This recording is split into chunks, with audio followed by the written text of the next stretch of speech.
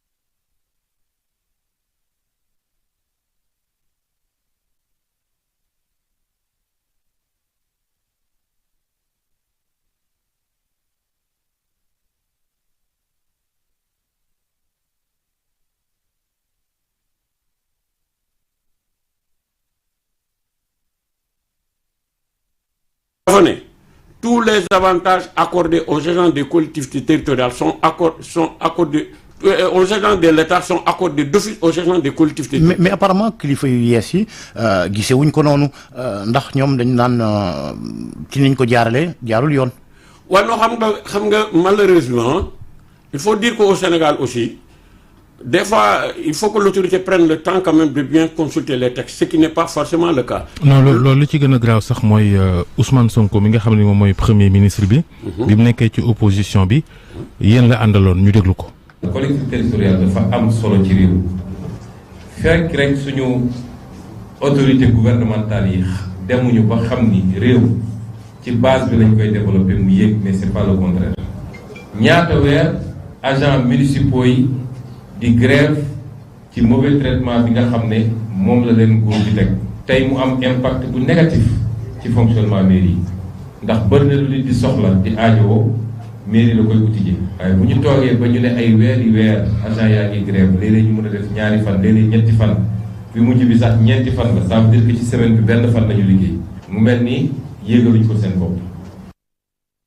lii mooy Ousmane Sonko ba mu nekkee opposition ànd ak yéen ci ñu yokkal leen seen salaire waaye bi mu faloo ba nekk premier ministre lii la wax. Quelqu'un a soulevé la question de la grève au niveau des collectivités locales. Comment pouvez-vous inscrire dans un texte qu'à chaque augmentation accordée aux agents de la fonction publique doit immédiatement profiter aux agents des collectivités locales, alors que l'État ne transfère pas à ces mairies les moyens qui doivent aller avec?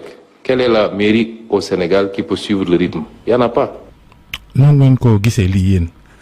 waaw man je pense que d'abord c'est-à-dire que dafa peut-être il maîtriser wul un peu l'environnement des collectivités territoriales en tout cas textes yi nga xam ne mooy régir les agents des collectivités territoriales parce que ce sont des agents de droit public.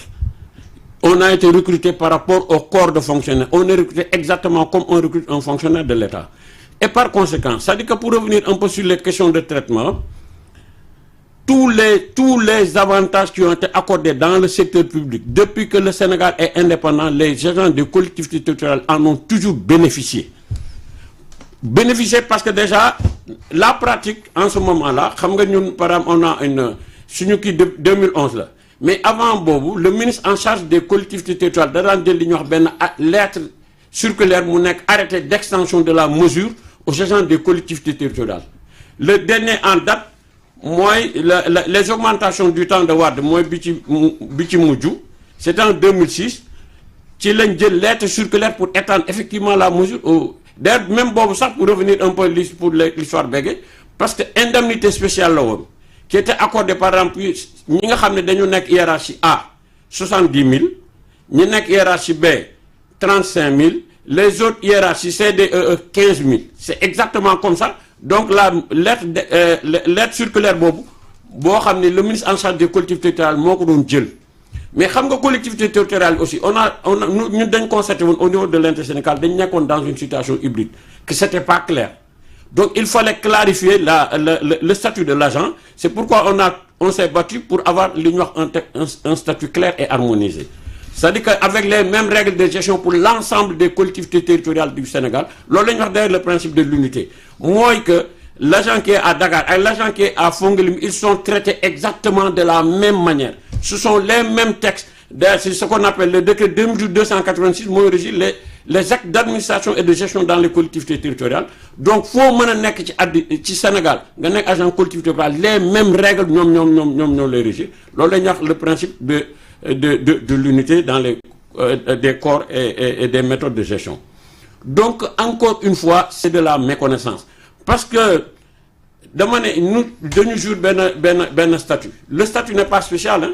C'est un statut de droit public parce que les agents des collectivités locales li ñu xamul du contractuel parce que il est un agent permanent. D'ailleurs ça dama foog ma citer le code du travail dafa am lu ci am solo lu code du travail wax parce que loolu xam naa foog mu ñëw ci waxtaan bi code du travail dafa ne les dispositions générales du code du travail en son article 2 dafa ne un agent permanent d'un cadre d'une administration publique n'est pas soumis aux dispositions du code du travail.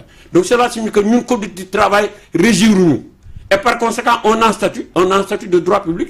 C'est le statut la loi 2011 du 30 mars 2011 encore une fois boo xam ni dañu wax clairement au niveau du code général des collectivités territoriales article 12 que les collectivités territoriales disposent de personnel dont le statut est déterminé par la loi. Mais ñii nii est-ce que gis ngeen ni am nañ volonté wala nekk nañ ci dynamique régler seeni problème définitivement parce que xëy na ay jamono li ko doon yéexal gëstu ya nga xamante ñu ngi ko doon def ba mu mujjee jeex.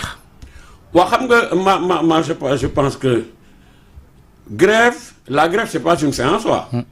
ñun dañ jàpp ni grève aussi c'est un moyen pour attirer l'attention de l'autorité sur notre situation parce que aujourd'hui au Sénégal dama ne la mesure de revalorisation de 2022 ñëpp ñu liggéey Sénégal en ont bénéficié sauf les travailleurs des collectivités territoriales.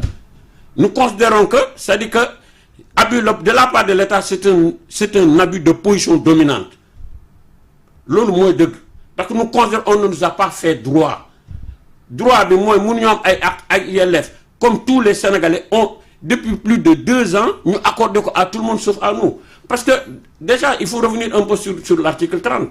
Article 30 autant l'article 29 nous dit que avantage boo xam ne accordé nañ ko agent état am ngeen ko mais article 30 dafa ne précisément les avantages auxquels nous avons droit sont à la charge de la collectivité territoriale ou du service utilisateur. C'est très clair et à ce niveau-là nous on a fait plusieurs rencontres depuis Omar Gueye d'abord parce que Omar Gueye moom moo doon ministre en charge de la décentralisation en ce moment-là quand il nous a reçus effectivement on lui a parlé des dispositions de l'article 30 moom mu rétorqué ñu article 29 lañ ko wax mu ne article 30 ñu ne ko d'accord mais de toute façon ñun am nañ ci droit mu ne d'accord léegi le problème mooy il faut que ñu def recensement recensement bi c'est ce qui permettrait à l'État mu xam d'abord ñaata agents ñoo nekk dans les collectivités territoriales ensuite c'est que ça coûte parce que encore une fois je reviens pour dire que la revalorisation est hiérarchisée du benn montant kese 80 000 la ba 300 000 80 000 90 000 100 000 120 000 150 000 200 000 250 000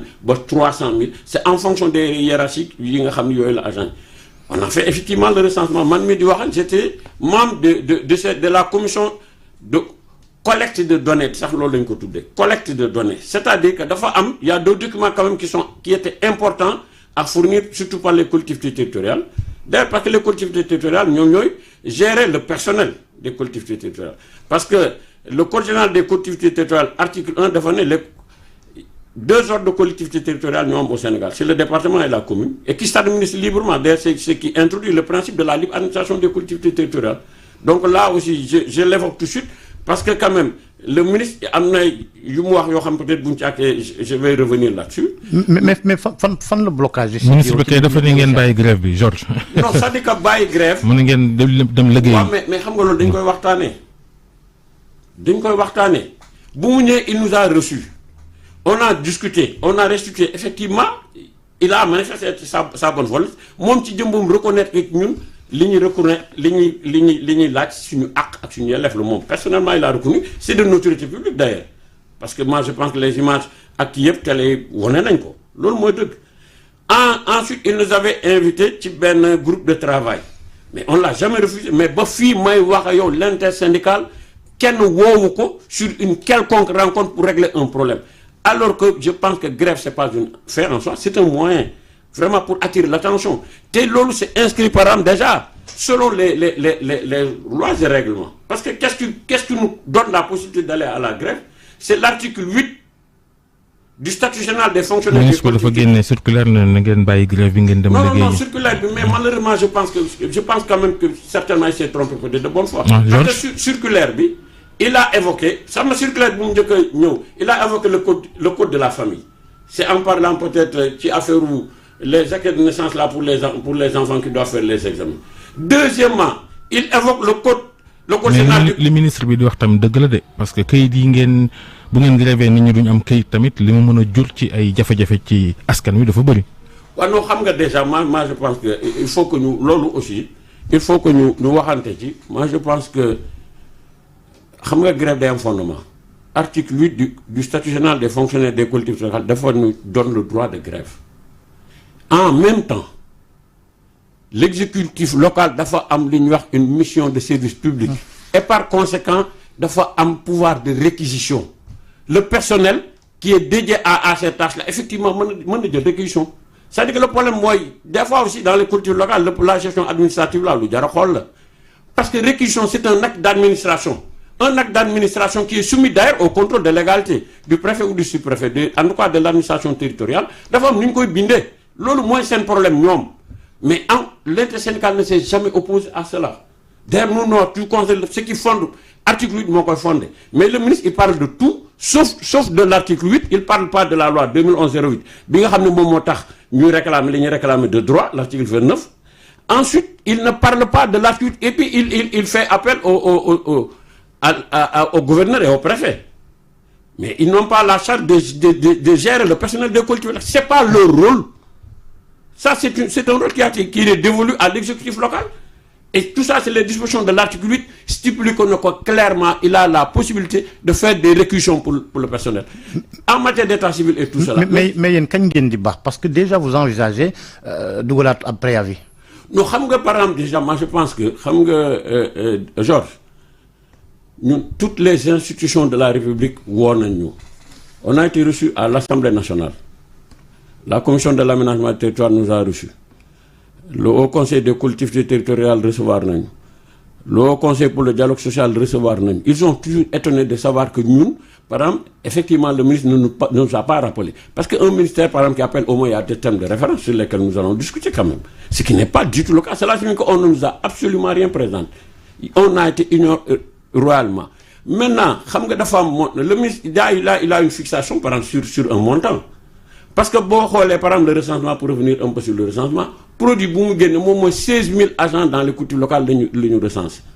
Il y a ce qu'on appelle le panier vert. mooy ñi nga xam ni mooy dont les dossiers sont certifiés mooy xam seen dossier mat na y a ce qu'on appelle le panier bleu ñoo xam ni ils sont éligibles mais am na lu manqué ou bien c'est le diplôme wala la décision de recrutement peut-être qui n'a pas été mais conforme. monsieur Badiane li ngeen wax ni yëpp dëgg la mais est-ce que waru leen mere nguuru Macky Sall parce que ni ko premier ministre bu bees bi Ousmane Sonko waxee mooy mënoo ni dañuy yokkal collectivité territoriale te xaalis bi ñu war a jox mairie yi ñu mën a fay salaire yi yokk ko xaalis boobu demul ci mairie yi problème bi simple la non ça parce que ñi fi jógee jël nañ engagement mais ñi bees ñi est-ce que mën nañ koo matal.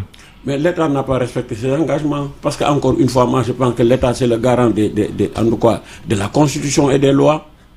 xam on nga fait du sur place là yéen ko lay grève depuis presque ñaari at. c'est adossé ñun dañu adossé notre grève ci ay textes gis nga le code général des collectivités territoriales article 282 dafa ne bis bu ñu demee collectivité locale bis bu demee par exemple état dafay am ay mesures nouvelles yoo xam da koy jël bis bu ci àggee donc moo xam ne dafay empêcher à la collectivité locale de faire face à sa mission de service public.